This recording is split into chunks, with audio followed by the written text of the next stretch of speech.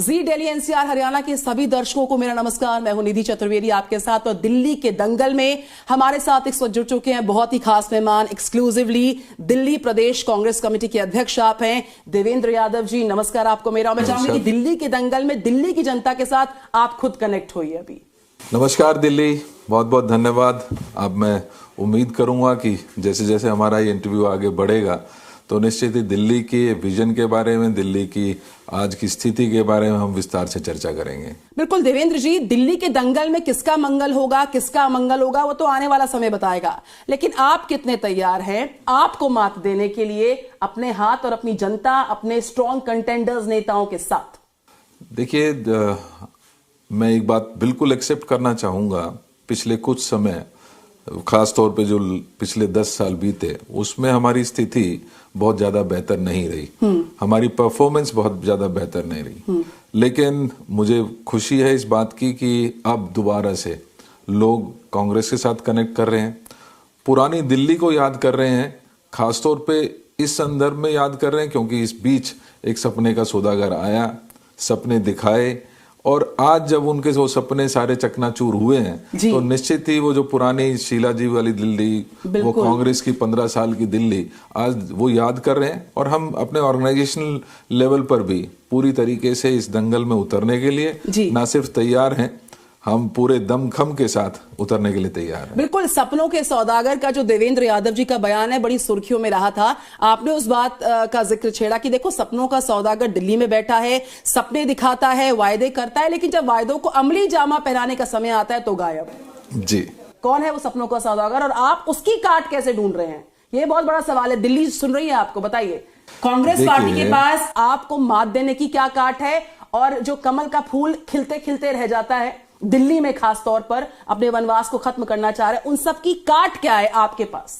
देखिए, मैं बिल्कुल सीधा और स्पष्ट बात करूंगा कि 10 साल पहले आम आदमी पार्टी, जो उसके नेता केजरीवाल जी आए, लोगों को ये सपना दिखाने की कोशिश की कि मैं एक पढ़ा लिखा, एक इनकम टैक्स कमिश्नर की नौकरी छोड़कर आपकी सेवा करने के लिए आपके बीच में आया हूं।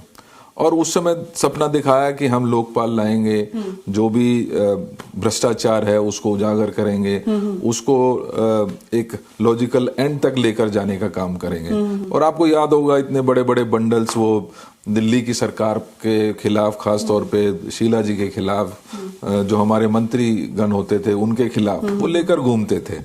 और लगातार ये चर्चा करते थे कि हमारी सरकार आएगी, 6 महीने में इनको जेल भेज देगी, हमारी सरकार ऐसी होगी जिसमें एक एक पैसा कहां पर किस तरीके से खर्च होगा वो हम बताने की को बहुत क्लैरिटी के साथ, ट्रांसपेरेंट वे से काम करने का काम करेंगे। और दिल्ली की जनता जिसने 15 साल शीला जी का कार्यकाल देखा, कांग्रेस की, देवेंद्र जी माफी के साथ रोकना चाहूंगी, 15 साल का वो कार्यकाल वापसी की बाट जोड़ा है। कहां पर वो संघर्ष है कि पूरा होकर ही नहीं दे रहा, कि आपको मौका मिलकर ही नहीं दे रहा? आपने दिल्ली में न्याय यात्रा का आगाज किया, आप डोर टू डोर कैंपेन करते नजर आए, तमाम जगह पर पहुंचे, लोगों से आपने कनेक्ट किया, और हमने देखा भी, तमाम खबरें भी सामने आई, आप खुद उसका हिस्सा काफी प्रोमिनेंटली थे। तो चूक कहां पर हो रही है बार बार? और बीते 2 इलेक्शंस में भी खाता नहीं खुल पाया था, तो संघर्ष तो है और जबरदस्त संघर्ष है, लेकिन कॉन्फिडेंस इस वक्त हाई लग रहा है मुझे इस बात की खुशी है। अच्छी बात है कि आत्मविश्वास बोल रहा है इस बार। मुझे खुशी है इस बात की कि दिल्ली की जनता ने पूरा विश्वास जिस पे जताया, पूरा विश्वास जताया। हाँ। जैसे मैंने कहा, 15 साल शीला जी में नहीं थे, हाफ हार्टेडली नहीं थे। 15 साल जब कांग्रेस में जताया तो पूरी तरीके से 15 साल दिए। हाँ। आज 10 साल केजरीवाल जी को भी दिए, आज 10 साल भारतीय जनता पार्टी को भी दिए। उनसे भी बड़ी उम्मीदें थी कि शायद नौकरी मिलेंगी, क्योंकि मोदी जी भी बड़े सौदागर हैं कि छोटे सौदागर हैं, सपने बेचते हैं। सपने जब बिक जाएं, जितने दिन बिक जाएं उतने दिन बिकते हैं, लेकिन सपने जब टूटते हैं तो सच्चाई जो है वो धरातल पर आती है। आज 10 साल में लोगों के सपने टूटे हैं। आज जिस वो उम्मीद में इन लोगों को चुना था, चाहे वो भ्रष्टाचार खत्म करने की बात थी, चाहे दिल्ली को एक स्वस्थ वातावरण देने की बात थी, चाहे गरीबों को राशन कार्ड देकर उनको एक अपनी रोजी रोटी ईमानदारी के साथ कमा सकें, अपना घर परिवार चला सकें, वो उम्मीद थी। लोगों को उम्मीद थी कि बुजुर्गों को पेंशन मिल जाएगी, वो अपना घर किसी के बच्चों के सामने नहीं हुए। आप ये कहना चाहते हैं कमोबेश की वायदे लोक लुभावन हुए, लेकिन दिल्ली की सड़कों पर जब हम और आप निकलते हैं तो वो वायदे एग्जीक्यूशन के साथ सड़कों पर नजर नहीं आते। विकास के नाम पर जो तस्वीर पेश की गई थी, जो मॉडल पेश किया गया था, वो दिख नहीं रहा है, ये आप कहना चाह रहे हैं। अच्छा, एक और बात, आपने हाल फिलहाल में एक और बात का जिक्र किया था कि जो दिल्ली की जनता की परमानेंट प्रॉब्लम्स है उसका टेम्परेरी सॉल्यूशन नहीं हो सकता, टेम्परेरी सरकार उनको सॉल्व नहीं कर सकती। तो वो परमानेंट सॉल्यूशन आपके पास कहां से आया, और अगर है तो वो विजन क्या है, वो रोड मैप क्या है, बताइए। सब सुन रहे हैं आपको इस वक्त। देखिए, हमने फिर मैं थोड़ा सा पीछे लेके जाऊंगा, हमने एक विजन के साथ दिल्ली को वर्ल्ड क्लास सिटी बनाया। आज जब हम गुनगुनाना निश्चित ही अब आगे की बात आपने देखा कि कल हमने एक गारंटी लॉन्च की। अच्छा, उसमें क्योंकि पिछले 10 सालों में बेरोजगारी बढ़ी, महंगाई बढ़ी, भ्रष्टाचार की वजह से ये दोनों चीजें शायद कहीं ना कहीं बैकफुट पर आई, और आज एक आम गृहिणी के घर पर हालात ये है कि उसको पेंशन नहीं मिल रही है, उसको राशन प्रॉपर नहीं मिल पा रहा है, राशन कार्ड नहीं बन पा रहे हैं। ऐसे में कहीं ना कहीं वो अपने आप को मजबूर महसूस करती है। तो उस महिला को सशक्त करने के लिए हमने कल प्यारी बहना योजना जारी की, और उसमें और क्योंकि देखिए, महिला हमेशा से ये देश भारत माता के रूप में जाना जाता है, और माता को हमेशा से वो दर्जा दिया गया है इस देश में कि जहां पर उनकी पूजा की जाती है। आज जब मेरी माँ और बहन अपने घर में 2 जून की रोटी तरीके से नहीं खा सकती, तो ये देश क्या, दिल्ली क्या, कोई आगे नहीं बढ़ सकता। देवेंद्र जी, क्या ये वुमेन सेंट्रिक पॉलिटिक्स, चाहे हम आपकी बात करें महिला सम्मान योजना की जो 2100 रुपए की राशि का ऐलान हुआ था उसके माध्यम से, या फिर आपने जो कल नई गारंटी महिलाओं के लिए लॉन्च की है, 2500 रुपए की धनराशि का ऐलान किया, उसके जरिए आप वोटर्स को साधने का कितना दमखम रखते? क्योंकि घर की महिला के हाथ में पूरा रिमोट कंट्रोल होता है, घर का भी, और घर से बाहर क्या होना है, घर वालों के साथ क्या होना है, पूरा रिमोट रखती है महिला। तो आपने सीधे टारगेट वहां पर सेट किया, और आपने समय देखा, मौका देखा, मंच देखा, और कल ऐलान कर दिया गारंटी का। मैंने कल, आपको याद होगा, पॉलिटिक्स हो रही है सर, आपने पहले कहां थी? याद कीजिए, जब हमारी सरकार थी, फिर क्योंकि बार बार मुझे वापस इसलिए जाना पड़ता है कि हमने वो मॉड्यूल्स तैयार किए थे। लाडली योजना दिल्ली के अंदर लागू हुई, जैसे ही बच्ची पैदा होती थी और 12वीं पास होती थी तो उसको 1 लाख रुपए की धनराशि मिल जाती थी। अगर विधवा कोई हमारी बहन थी, उसकी बच्ची की शादी है, तो उससे 25,000 रुपए उसको आर्थिक मदद मिल जाती थी। हमने हमेशा से जो डिप्राइव्ड एक सेगमेंट रहा है उसको आगे बढ़ाने का मौका नहीं दिया है, उनको एक सिस्टमैटिक तरीके से आगे बढ़ाने का एक सिस्टम भी तैयार किया था। पिछले 10 सालों में ये सारी चीजें कहीं ना कहीं गौण होती चली गई। जो बजट 13 में 117 करोड़ होता था, वो मात्र 26 करोड़ पर आकर अटक गया। कहाँ है वो लाडली हमारी योजना? नहीं, मेरा एक और सवाल है, कांग्रेस पार्टी अक्सर अपनी प्रेस वार्ताओं में, प्रेस वार्ता में कांग्रेस पार्टी कहती है कि हमारे पास धनराशि का अभाव है। तो इन गारंटीज का एग्जीक्यूशन कैसे कर पाएंगे आप? ये मैं भी जानना चाहूंगी, और ये भी जो जुड़े हमारे साथ, हमारे व्यूअर्स। लेट मी कंप्लीट निधि। देखिए, कल मैंने एक बात ये भी कही कि सपनों के सौदागर, उसमें केजरीवाल जी को हमने सीधा इसलिए किया क्योंकि इसी तरीके का सपना, मुझे ये नहीं, हम कभी भी 2100 के खिलाफ नहीं थे, हम कभी भी महिलाओं को सशक्त करने के खिलाफ नहीं थे, लेकिन हमको इनकी नीयत पे हमेशा सवालिया निशान रहा। और जब मैंने सपनों का सौदागर कहा तो यही सपना ये 3 साल पहले केजरीवाल जी पंजाब में बेच के आए थे। यहाँ तो आप आज 34 महीने बीत गए हैं, 1 पैसा किसी महिला के खाते में नहीं मिला। वहां पर भी फॉर्म भरे गए, वहां पर भी कार्ड दिए गए। यहाँ तो आप दिल्ली में आते ही तो कह देते हैं कि केंद्र सरकार मुझे काम नहीं करने दे रही। सरकारें तो आपकी पंजाब में तो आपकी पर इन वायदों को पूरा किया, जरा बता दीजिए, हमने और अभी गिनवा भी दीजिए। जनता सुन रही है, महिलाएं सुन रही है दिल्ली की आपको। निश्चित ही देखिए, हमारी सरकार कर्नाटका में आई, पहली कैबिनेट हुई, पहली कैबिनेट में जो वादा किया था 2000 रुपया हम हर महिला के खाते में डालेंगे, आज 1 साल से ज्यादा हो गया। उनको लगातार 1 साल से उनको मिलते जा रहे हैं 2000 रुपए।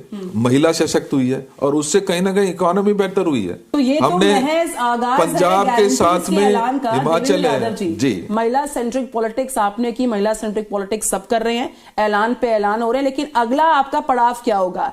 इलेक्शन की डेट्स के ऐलान के साथ ही आपका अगला स्ट्रेटेजिकल स्टेप क्या होगा, जिसमें आप महिलाओं के साथ, लोगों के साथ, कि दिल्ली न्याय यात्रा में आपने बहुत कनेक्ट किया दिल्ली की जनता के साथ, अब लोक लुभावन वादों के बीचों बीच आप क्या करने जा रहे हैं चुनावों के ऐलान के बीचों बीच? हमेशा से ये सोच रही है कि किसी को लोक लुभावन बातों में या उसमें ना लाकर एक ऐसा रोड मैप तैयार हो जिसमें महिलाएं सशक्त हों, जिसमें युवाओं को रोजगार की गारंटी मिले, जिनमें युवाओं को एक उम्मीद लगे कि वो आगे बढ़ सकते हैं, जिसमें बुजुर्गों को वो सम्मान नजर आए, जिसमें हर एक जो पूरी इंफ्रास्ट्रक्चर डेवलपमेंट है वो एक सिस्टमैटिक तरीके से आगे बढ़ने का काम करे। तो आने वाले समय में भी ये महिलाओं से हमने शुरुआत की है और महिलाओं को, जैसा मैंने कहा कि ये कोई लालच नहीं है, ये कोई लोक लुभावन वादा नहीं है, ये हमारी गारंटी है जो हमने दूसरी जगह पर पूरी की है। और उसी तरीके से जहां हम ये 2500 पूरी करेंगे, ऐसे ही आने वाले समय में आप देखेंगे कि दिल्ली को कैसे बेहतर और खूबसूरत शहर दोबारा से बना सकते हैं, जिसकी नींव हमने 15 साल पहले मजबूती के साथ रखी थी। याद कीजिए मेट्रो, याद कीजिए सीएनजी बसेस, दिल्ली ने वो सब चीजें देखी हैं, लेकिन आज की दिल्ली, 2025 की दिल्ली को बहुत सारी चीजों में आगे बढ़ने की दरकार है। मैं खुद दिल्ली से आती हूं और पिछले कुछ समय की दिल्ली और आज की दिल्ली में दम घुटता है मेरा, हवा नहीं मिलती है। सड़कों पर ठीक है, चलिए परिस्थितियां पहले से बहुत सुधरी हैं, लेकिन ऐसे बहुत बेसिक चीजें हैं जिस पर हम संघर्ष कर रहे हैं, चाहे बिजली की बात हो, पानी की बात हो, सड़कों के तरह यहाँ पर सीवरेज की समस्याओं, बहुत सारे चैलेंजेस हैं। उसके लिए चाहिए धनराशि। अगर लोगों को अपनी तरफ लाना है, उनके साथ कनेक्ट करना है कि वो आपके पास आए, आपको सुने, आपसे जुड़े, तो आप उनके लिए क्या कर पाएंगे आने वाले समय में? आपने बहुत बातों का जिक्र किया, लेकिन बातों में और एग्जीक्यूशन में बहुत फर्क होता है। आपको जोड़ना है तो आपको एग्जीक्यूशन के लिए उनको और ज्यादा मजबूती से अपने साथ लाना होगा, क्योंकि जब हम आगे बढ़ते हैं तो हमें पीछे भी देखना पड़ता है। मुझे याद है जब हमारा लास्ट बजट था 2013 का, वो 37,500 करोड़ के करीब का बजट था और उस समय आपने देखा था कितने बेहतर तरीके से दिल्ली आगे बढ़ी थी। आज वो बजट 77,000 करोड़ का हो गया है, लेकिन क्योंकि इस सारे सिस्टम में भ्रष्टाचार पूरी तरीके से हावी हो गया, इसकी वजह से आज कहीं ना कहीं हम पहली बार पिछले 25 साल के इतिहास में पहली बार ये देख रहे हैं कि 10,000 करोड़ के जो बजट है वो हेल्थ सेक्टर डिमांड कर रहा है कि हमें आगे बढ़ने के लिए हमारे पैरामेडिकल स्टाफ रहे, हमारे डॉक्टर्स आ सकें, हमारे इक्विपमेंट आ सके। 10,000 करोड़ रुपए इनके पास देने के लिए नहीं है। पहली बार ऐसा नजर आया कि डेफिसिट बजट की तरफ ये आम आदमी पार्टी इस पूरे हमारे स्ट्रक्चर को लेके जा चुकी है।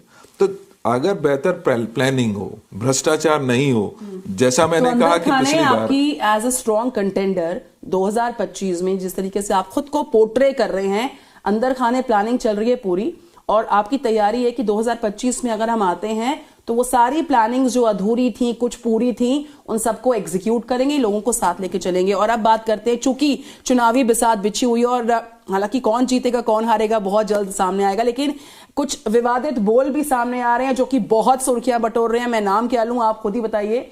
बहुत सुर्खियां बटोरी बीते कुछ दिनों में बिधूड़ी जी के बयान ने। देखिए, दुख होता है, लेकिन किस तरीके आप लगातार माफी की मांग कर रही है कांग्रेस पार्टी की, माफी मांगनी चाहिए और जिस सीट पर वो उतरे हुए हैं उनको वहां से हटा देना चाहिए, और बहुत तरह की बयानबाजी हो रही है। कांग्रेस का रिएक्शन इस वक्त क्या है? ये भारतीय जनता पार्टी की मेंटालिटी को दर्शाता है। आपको याद होगा अभी कुछ दिन पहले यही व्यक्ति पार्लियामेंट में अपने कलीग जो माइनॉरिटी से बिलोंग करता था उसके साथ किस तरीके का व्यवहार इन्होंने किया, और उसका इनाम इनको ये मिला कि ये आज आतिशी के सामने खड़े हैं। और यहां आते ही उसी लाइन को आगे बढ़ाते हुए महिलाओं के साथ जिस तरीके की टिप्पणी इन्होंने की है, ये सिर्फ माफी के काबिल ही नहीं है, ये लेकिन आने वाले समय में सेटबैक साबित हो सकते हैं इस तरह की बयानबाजी। देखिए, भारतीय जनता पार्टी का हमेशा से ये एक एजेंडा रहा है कि देश को कैसे बांटें, चाहे वो धर्म के नाम पे बांटें, चाहे जाति के नाम पे बांटें। और आज साफ तौर पे नजर आ रहा है कि महिलाओं के लिए इनके दिल में, दिमाग में कोई जगह नहीं है। मैं याद दिलाना चाहता हूं, आरएसएस जो इनकी पेरेंट कंपनी, जो पेरेंट इनकी एक फीडबैक कंपनी के रूप में काम करती है, आज तक महिला का वहां कोई स्थान नहीं है।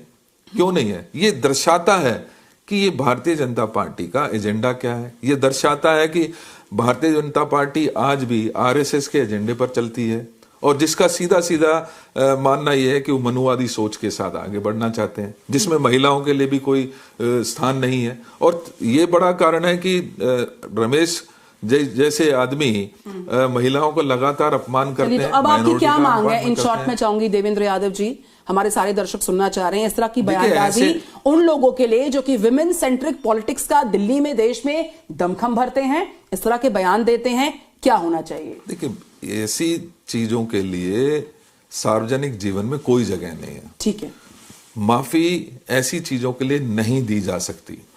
मैं तो ये कहना चाहता हूं कि अगर वाकई भारतीय जनता पार्टी महिलाओं का सम्मान करती है तो ऐसे व्यक्ति को तुरंत प्रभाव से अपनी पार्टी से निकाल देना चाहिए। ठीक है देवेंद्र जी, एक और सवाल मेरा है, आपके वायदे, आपका कॉन्फिडेंस और आपकी जो पूरी प्लानिंग है, जो विजन है, उनको फिगर्स में बदलने के लिए कि इस बार खाता खुल सके और आप स्ट्रांगली वापस आ सकें और खुद को स्ट्रांगली दिल्ली में दिखा सकें, उसका विजन मैं चाहती हूं आप बता पाएं। सारे दर्शक आपको देख रहे हैं जो दिल्ली के साथ जुड़े हुए हैं। निश्चित ही, देखिए आपने कई बार जिक्र किया न्याय, नंबर्स में बदलना बहुत मुश्किल होता है वायदों को। लेट मी टेल यू, बहुत सारी बातें हमने इस न्याय यात्रा के दौरान हम जब लोगों से मिले हैं तो हमने महसूस किया है कि आज वो अपने आप को ठगा हुआ महसूस करते हैं। चाहे किसी गली गए, वहां पर कूड़े के ढेर हैं, वहां पर महिलाएं इंतजार कर रही हैं कि उनके साथ उत्पीड़न हो रहा है। आज दिल्ली रेप कैपिटल के रूप में बदल के रह गया है। आज आंकड़े उठा के देखिए, जो दिल्ली एक रेप से पूरी तरीके से हिल गई थी, आज हर रोज इस दिल्ली में रेप हो रहे हैं। मेरा मानना यह है कि आज जो न्याय यात्रा के दौरान हमें लोगों के फीडबैक मिले और जो स्थिति बुजुर्गों की, महिलाओं की, युवाओं की, एक आम व्यक्ति की देखने को मिली है, उसमें एक बात तो तय है कि बदलाव के लिए लोग तैयार हैं और वो बदलाव बड़ा बदलाव होगा। और बदलाव मैं इसलिए भी बात कह रहा हूं कि हम कहीं ना कहीं एक मजबूत सरकार बनाने में कामयाब हो गए। कई बार आप लोग कहते हैं कि आंकड़ा नहीं कहता है, आपके समीकरण नहीं कहते, हम तो लेकिन निश्चित ही मैं चीजों की बात कर रहे हैं जो बीता इतिहास दर्शा रहा है जी, जो कि आंकड़ों में तब्दील हो नहीं पाया था। आप संघर्ष काफी करते रह गए। निश्चित ही, देखिए किसी ने सपने में नहीं सोचा था कि 2013 में आम आदमी पार्टी का कोई समीकरण नहीं था, वो 28 सीट लेकर आई और 28 सीट ही नहीं लेकर आई। किसी ने सपने में नहीं सोचा था कि शीला दीक्षित जी जैसी लीडर चुनाव हार जाएंगी, वो चुनाव हारी। तो ये जनता है। जब जनता कोई फैसला करती है तो ये सारे आंकड़ों को फेल कर देती है। और इस बार जनता का वो हम देख पा रहे हैं। हर स्टेट का आदमी है जो कि दिल्ली का वोटर बन गया है। अब उस हर तबके को साधना, हर स्टेट के मूड को समझना, दिल्ली के वोटर को एग्जैक्टली समझना कई बार बड़ा चुनौतीपूर्ण होता है। और आप कह रहे हैं कि इस न्याय यात्रा के माध्यम से आपने घर घर जाकर डोर टू डोर काफी काम किए, तो पीपल आर श्योर कि आपको रिजल्ट्स मिलेंगे और आप काफी आशान्वित दिख रहे हैं। तो कुल मिलाकर ये बताइए, मुकाबला त्रिकोणीय है, आप स्ट्रांगली खड़े हुए हैं। इधर आप है, इधर कमल का फूल खिलेगा या नहीं, उनका वनवास खत्म होगा या नहीं, ये समय बताएगा, और आपका खाता खुलेगा या नहीं, ये भी समय बताएगा। देखिए, आप ही के सवाल में आपने कहा ये दिल्ली है और दिल्ली में कर्नाटका का भी आदमी है, दिल्ली में तमिलनाडु का आदमी भी है, तो दिल्ली में महाराष्ट्र का भी आदमी है, तो दिल्ली में अलग यूपी हो और अन्य स्टेट्स का भी व्यक्ति यहाँ पर रहता है। और सबने देखा है, तेलंगाना में हमने सरकार बनाई, हमने जो वादे किए वो पूरे किए। हमने कर्नाटका में सरकार बनाई, 6 महीने में जो वादे किए वो पूरे किए। हिमाचल में हमने सरकार बनाई, जो वादे किए पूरे किए। संघर्ष तो सब जगह राजस्थान जहां पर हो, रोज न्यूज पढ़ते हैं संघर्ष, तो दिल्ली का संघर्ष कैसे, क्रेडिबिलिटी, सूखा कैसे पूरा होगा? मेरा तो सवाल ये, क्योंकि दिल्ली की जनता भी सुनना चाहती है कि इस बार आप ऐसा क्या नया लेकर आ रहे हैं कि जब हम वोटिंग के लिए निकले, वोट को कास्ट करने के लिए, तो हम किसको वोट कास्ट करें और कौन कौन सी वो चीजें हमारे जहन में होंगी? क्योंकि आपने भी वायदे करे और अभी आप करेंगे भी वायदे, सभी अपने अपने वायदों को अमली जामा पहनाने के लिए पूरी मशक्कत कर रहे हैं। देखिए, तो ये जनता- बहुत ही कंफ्यूज स्टेट ऑफ माइंड रहता है कई बार वोटर मैंने का। शुरू में एक बात कही कि केजरीवाल जी पर लोगों ने ये विश्वास किया जब वो लंबी सी शर्ट पहन के टूटी चप्पल और बताते थे कि मैं कमिश्नर रहा हूं और मैं सादा जीवन जीऊंगा, मैं कहीं कोई बंगला नहीं लूंगा, गाड़ी नहीं लूंगा, सिक्योरिटी नहीं लूंगा, तो वो एक्सपोज हुए हैं। आज शीश महल जैसा महल उन्होंने तो सोचा था कि मैं तो परमानेंट मुख्यमंत्री हो गया हूं। आज उसके लिए गोल्ड प्लेटेड कोमोड जैसी चीजों का क्या दिल्ली जैसे स्थान में या भारत जैसे स्थान में जहां पर लाखों गरीब लोग रहते हैं वहां पर कैसे स्थान मिल सकता है? तो ये एक्सपोज हुए हैं। Credibility is the main factor now. हाल ही में प्रधानमंत्री नरेंद्र मोदी ने जब दिल्ली की जनता को बड़ी सौगात दी थी हाल ही में, तो उन्होंने एक बात का जिक्र किया था कि 10 साल से दिल्ली आपदा में है और उस आपदा से बाहर निकलने के लिए प्रतिबद्ध है। किस तरीके से भारतीय जनता पार्टी और कितनी आशान्वित है, तैयारी किस तरीके की है, आपकी क्या तैयारी है? अगर आप मानते हैं कि आपने इस बात का जिक्र किया कि समस्याएं बहुत सारी हैं दिल्ली के लोगों की, यानी कि आपदा तो है, आपके हिसाब से भी आपदा तो है, तो उस आपदा के प्रबंधन के लिए क्या इंतजाम है? नहीं, आपदा तो है, लेकिन क्या उससे मोदी जी अपने आप को अलग रख सकते हैं क्या? उनको छोड़िए, उनका बयान बीजेपी के साथ है, आपका रिएक्शन उस आपदा में आप कहां पर हैं और आप कैसे तैयार खुद को कर पाते हैं अपनी टीम के साथ? जब मैं आपको बात कह रहा हूं कि वो कैसे अपने आप को दूर रख सकते हैं, तो उसकी जिम्मेदारी इसलिए तय होनी जरूरी है कि आपके साथ के साथ एमपीज पिछले 3 बार से हैं, आपके एलजी शासन करते हैं, तो आपने क्या उन आपदाओं की तरफ कुछ ध्यान दिया क्या? हम तो एक विपक्ष की भूमिका में पिछले 10 साल थे। क्रेडिबिलिटी कांग्रेस की क्या है? क्रेडिबिलिटी कांग्रेस की ये है कि आज भी चाहे हम एमएलए हैं नहीं है, विधान लोकसभा में है या नहीं है, जब भी कोई पीड़ा में आता है तो सबसे पहले कांग्रेस ही का दरवाजा खटखटाता है। अच्छा। क्योंकि लोगों को फिर भी कांग्रेस के ऊपर उम्मीद। तो जो आपकी क्रेडिबिलिटी है 2025 में रिपोर्ट कार्ड पे तब्दील होने वाली है? निश्चित ही होने वाली है, निश्चित ही होने वाली है। और मैं आपको बता रहा हूं, ये बात आप नोट कर लीजिए। आज क्योंकि आंकड़े आपके बोलते हैं तो त्रिकोणीय आपको मुकाबला दिखता है, लेकिन मुझे पूरा विश्वास है कि दिल्ली की जनता भारतीय जनता पार्टी को हराने के लिए, आम आदमी पार्टी सिर्फ वो ऑप्शन था कि भाजपा को हराना है, तो इसलिए आम आदमी पार्टी आई थी। आज भाजपा को हराने के लिए दिल्ली मजबूती के साथ कांग्रेस के साथ खड़ी नजर आएगी। चलिए, एक और मेरा सवाल आपसे है कि चुनावों की तारीखों के ऐलान के साथ ही किस तरीके से आप कैंपेनिंग में अपनी पूरी जोर आजमाइश करने वाले हैं? कौन कौन से आपके स्ट्रॉन्ग फेसेस चुनावी मैदान में नजर आएंगे? क्योंकि दिल्ली की जनता उसी के साथ कनेक्ट करेगी जिससे दिल मिलेगा। निश्चित ही। देखिए, हमने बहुत क्रेडिबल फेसेस, जैसे मैंने कहा, मेरी सारी कैंपेन में और सारे जो लोगों का है वो क्रेडिबिलिटी के ऊपर होता है। आपने देखा कि हमने केजरीवाल जी के खिलाफ संदीप दीक्षित जैसे व्यक्ति को, जिसका क्रेडिबल फेस है, जो शीला जी के पुत्र हैं, 2 बार एमपी रहे,